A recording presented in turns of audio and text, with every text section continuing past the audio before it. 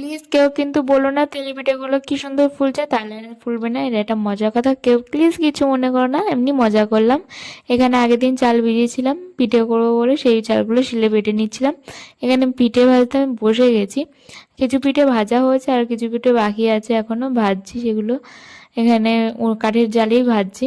বরের জন্য বানাচ্ছি, আমার বর খেতে খুব ভালোবাসে। আমাদের এখানে এই পিঠের অনেক নাম আছে, মালপোয়া আছে, কেউ তো বলে পাকান পিঠে, কেউ বলে তেলে পিঠে, আমরা তেলে পিঠে বলি। তোমরা কি বলো আমাকে একটু জানিও।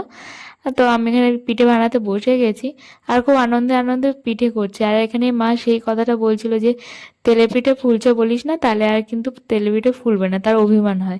এই নিয়ে হাসাহাসি করছিলাম। পরে কিন্তু আমার বর আর আসতে পারেনি, তার ডিউটি পড়ে গেছিল, সেই জন্য আমার মনটা খারাপ হয়ে গেছিলো। এখানে তো ঠান্ডা পড়েই গেছে, তা আমেজটা নিয়েছিলাম বসে বসে।